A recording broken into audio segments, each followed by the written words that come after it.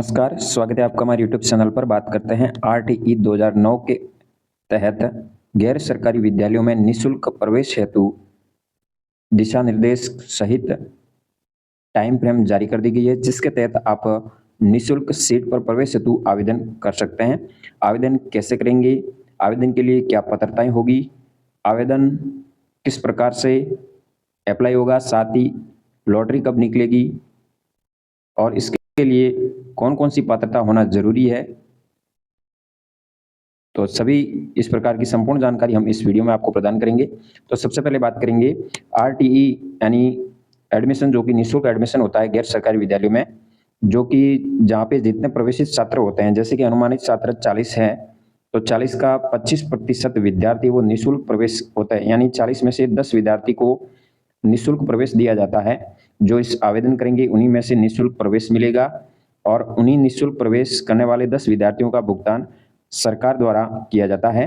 तो ऐसे प्राइवेट स्कूलों में निःशुल्क प्रवेश होता है, जो कि कक्षा प्रथम के अंदर ये प्रवेश दिया जाता है। तो ये प्रवेश किस प्रकार होता है, इसके लिए संपूर्ण प्रोसेस क्या रहेगी, इसके बारे में हम बात करेंगे। तो सबसे पहले बात करेंगे प्रवेश प्रक्रिया की। प्रवेश प्रक्रिया के अंतर्गत ऐसे बालकों को इसमें प्रवेश दिया जाता है जो कि दुर्बल वर्ग या असुविधाग्रस्त समूह से संबंधित होते हैं, जिसमें वो पीपी 3+ या कक्षा 1 में प्रवेश मिलता है।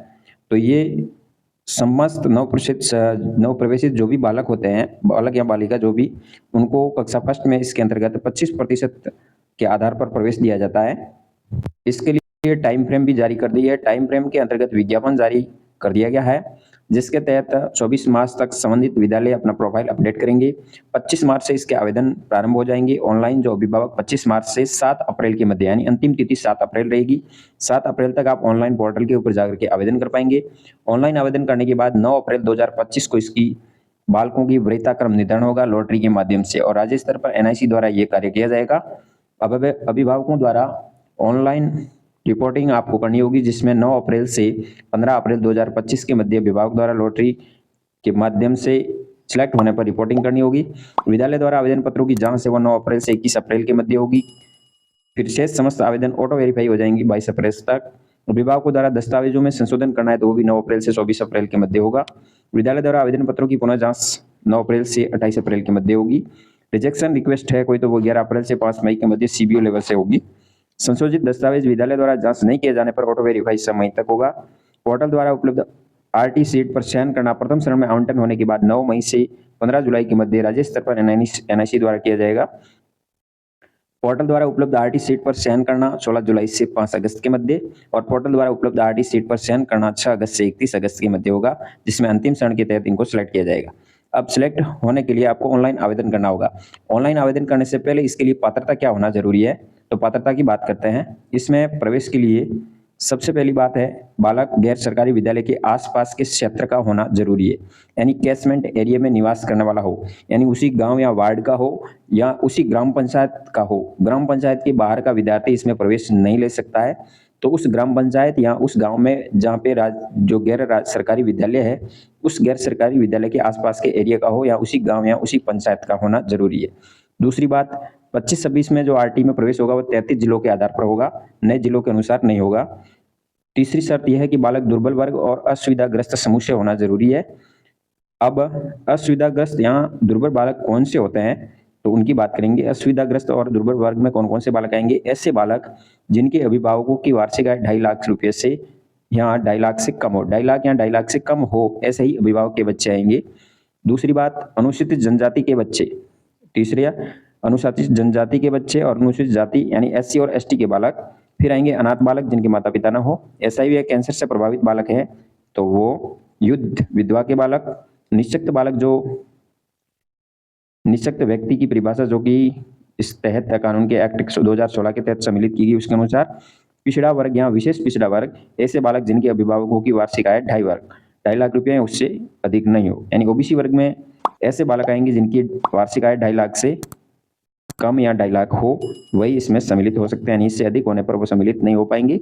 ऐसे बालक जिनके अभिभावक का नाम राज्य सरकार के ग्रामीण विकास या शहरी विकास विभाग द्वारा तैयार की गई बीपीएल सूची में सम्मिलित हो, यानी केंद्र और राज्य सरकार द्वारा बीपीएल सूची के अंदर यदि उन अभिभावक का नाम है या बालक बालिका का नाम है तो वो भी इसमें प्रवेश ले पाएगा।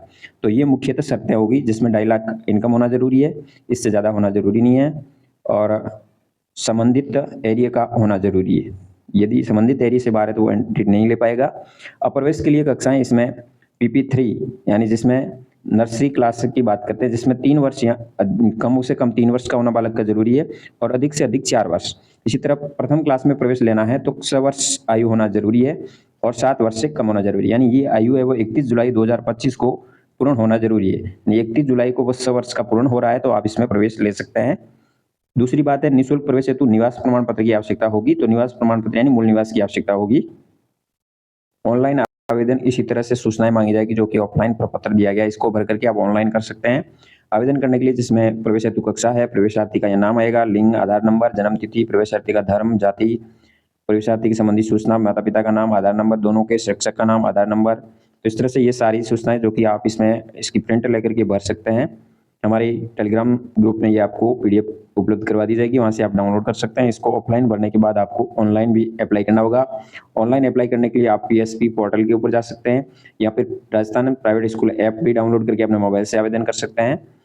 दोनों प्रोसेस होगी। ऑनलाइन आवेदन 25 मार्च से शुरू होंगे। जैसे होंगे हम आपको अलग वीडियो में बता देंगे कि किस प्रकार से आप अप्लाई कर पाएंगे।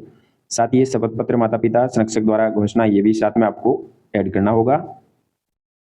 डॉक्यूमेंट की बात करेंगे जिसमें दुर्बल वर्ग के बालकों के लिए आवश्यक दस्तावेज होंगे, जिसमें 2.5 लाख रुपए तक का होने का आय प्रमाण पत्र की आवश्यकता होगी। बालक या अभिभावक द्वारा निवास संबंधी प्रमाण पत्र यानी मूल निवास की जरूरत पड़ेगी। आयु संबंधी दस्तावेज यानी जन्म प्रमाण पत्र की जरूरत पड़ेगी। असुविधाग्रस्त समूह के बालकों के प्रवेश हेतु जिसमें अनुसूचित जनजाति प्रमाण पत्र यानी SC का, अनुसूचित जनजाति यानी ST का प्रमाण पत्र चाहिए। बालक के अनाथ है तो अनाथ का घोषणा पत्र चाहिए। SIV से प्रभावित है तो उसका डायग्नोस्टिक केंद्र की रिपोर्ट चाहिए। युद्ध या विधवा के संबंध में जारी प्रमाण पत्र की आवश्यकता होगी। विशेष आवश्यकता वाले यानी CWSN बालक है तो उसका भी जारी प्रमाण पत्र चाहिएगा। पिछड़ा वर्ग में यदि है छात्रा तो उसके अभिभावक का 2.5 लाख रुपये तक का होने का आय प्रमाण पत्र की आवश्यकता होगी। BPL कार्ड है तो BPL कार्ड की जरूरत पड़ेगी। बालक अभिभावक का निवास संबंधी प्रमाण पत्र और आयु संबंधी दस्तावेज, ये संपूर्ण दस्तावेज चाहिए। जिसमें असुविधाग्रस्त और दुर्बल वर्ग के बालक है तो ये सारे दस्तावेज आपको तैयार करने होंगे जो कि रिपोर्टिंग के समय उपलब्ध करवाने होंगे, ये अपलोड भी किए जाएंगे। अब आय प्रमाण पत्र कैसा होगा इसकी भी आप PDF हमारे समूह से प्राप्त कर सकते हैं। वहाँ से टेलीग्राम लिंक के ऊपर क्लिक करके ज्वाइन करके वहाँ पर आपको प्राप्त हो जाएगी। आय प्रमाण पत्र का इस तरह से घोषणा पत्र रहेगा जिसमें आपको प्रार्थी का अभिभावक का फोटो लगेगा, प्रार्थी का नाम, पिता का नाम, निवास का पता रहेगा। इस तरह से आय प्रमाण पत्र होगा जिसमें परिवार के सदस्यों का नाम आएगा, उनकी वार्षिक आय आएगी। ये आपको भर करके आपको शपथ पत्र वेरीफाई करवाना होगा। तो इस तरह से इस शपथ पत्र जो कि दिया गया है ये आय प्रमाण पत्र का प्रारूप रहेगा, जिसमें उत्तरदायी व्यक्तियों के 2 साक्ष्य भी होंगे गवाह के रूप में, जिसमें आप किसी भी संसद सदस्य, विधानसभा सदस्य, राजपत्रित अधिकारी, कोई जिला प्रधान, जिला परिषद सदस्य, ग्राम सेवक, पटवारी, महापौर, नगर निगम सदस्य, नगर पालिका अध्यक्ष, स्कूल का हेडमास्टर, संबंधित PSC, CSC शिक्षक, BDO या सहायक अभियंता, इनमें से किसी के द्वारा ये आप गवाह के रूप में वेरीफाई करवा सकते हैं। दोनों शपथ आपको वेरीफाई करवानी होगी। इस तरह से आपका आय का घोषणा पत्र रहेगा। तो इस प्रकार ये समस्त डॉक्यूमेंट तैयार करके आप निःशुल्क RTE के तहत अपने विद्यार्थियों का प्रवेश गैर सरकारी विद्यालय में दिलवा सकते हैं। धन्यवाद। जानकारी चाहिए की तो वीडियो शेयर जरूर कीजिए। जय हिंद, वंदे मातरम।